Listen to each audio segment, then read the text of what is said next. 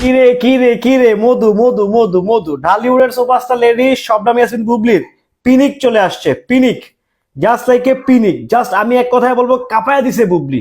বুবলি রীতিমতো কাঁপায়া দিছে, ঝড়ের গতিতে খেলে দিছে।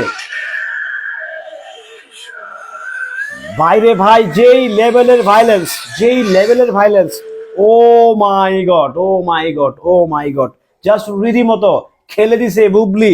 আদর আজাদ আমার কাছে মনে হচ্ছে এবারই যে মনে হয় প্রত্যেকটা সিনেমাই কন্টেস্ট হতে যাচ্ছে। হ্যালো এভরিওয়ান, আসসালামু আলাইকুম। শিমুল আছি আপনাদের সঙ্গে। কেমন আছেন সবাই? রমজান কিন্তু 8টা চলে গেল, ইতিমধ্যেই কিন্তু ঢালিউডের সুপারস্টার লেডি শবনম ইয়াসমিন বুবলি কি কি তার ভক্তদের উদ্দেশ্যে এবং কি জাতির উদ্দেশ্যে একটি টিজার ড্রপ করে দিয়েছে কিছুক্ষণ আগেই। আমি টিজারটা দেখে আবার জাস্ট মনে হয়েছে যে আসলে টিজার দিয়ে তো সিনেমা বিশ্লেষণ করা যায় না, বাট আমার কাছে মনে হয়েছে too much good, really too much good. আদর আজাদের ক্যারিয়ারে one of the best movie হতে যাচ্ছে এবং কি বুবলির ক্যারিয়ারে শাকিব খান থেকে বের হয়ে উনি একটা অন্য জনরার একটা সিনেমা করতে যাচ্ছে, যেটাতে তার স্টাইলিস্ট অ্যাকশন ট্যাকশন বকর চকর দেখে যা মনে হয়েছে যে না, এখানে কিছু একটা হতে যাচ্ছে এবং কি দুর্দান্ত কিছু একটা ঘটতে যাচ্ছে। ঢালিউডের সুপারস্টার লেডি ওনার ভক্তরা বলে থাকেন, ঢালিউডের জনপ্রিয় নায়িকা, আমি বিশ্বাস করি সেটা জনপ্রিয় নায়িকা বুবলি। তো উনি ঈদে আসতেছে, আপনারা জানেন যে ঈদে মুক্তি পাচ্ছে মেগাস্টার শাকিব খানের প্রিন্স, আমাদের মেহেদী হাসান হৃদয়, যাকে বাংলা অ্যাটলি কুমার ধরা হয়, সিয়াম আহমেদ, রাক্ষস, the one of the best Prince, just খেয়ে দেওয়ার মতো অবস্থা। তো তার ফাঁকে কিন্তু রাক্ষস না, পিনিক, আমাদের আদর আদর পিনিক। আমি বলবো এক কথায় এটা মানে আমার দেখায় এই বছরের এখন পর্যন্ত, যেহেতু এখনো সিনেমার টিজার দেখা হয়নি, ভালো ছিল, দুর্দান্ত ছিল এবং কি মানানসই ছিল। মানে যেটা হয় না যে পিনিক যেরকম লেভেলের হয়, এটাতে যে লেভেলের ভায়োলেন্স রাখা হয়েছে, সিনেমা সেন্সর সার্টিফিকেট হয় কিনা এতে আসলে সন্দেহ, নাকি সেন্সর হয়ে গেছে জানি না আসলে।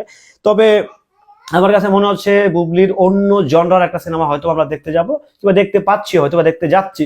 সো আশা রাখছি পিনিক যদি ঠিকঠাক ভাবে তার গল্প বলে থাকে, ঠিকঠাক ভাবে যদি তার এক্সিকিউশন করে থাকে তাদের প্ল্যান, সো ওই প্ল্যানে যদি প্ল্যান এক্সিকিউশন হয়ে থাকে, তাহলে টিজারে যা বুঝতে পারলাম নিঃসন্দেহে মাথা নষ্ট কিছু একটা হতে যাচ্ছে, মাথা নষ্ট কিছু একটা হতে যাচ্ছে।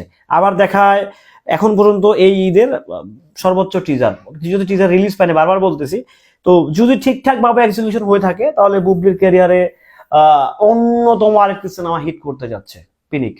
সো আদর আজাদ সবসময় ভালো কাজ করার চেষ্টা করে, বাট আমি জানি না কেন জানি তার লাকটা ভালো না। তো এবার হয়তো বা তার লাক ভালো হলেও হতে পারে, I have no idea, but হতে পারে।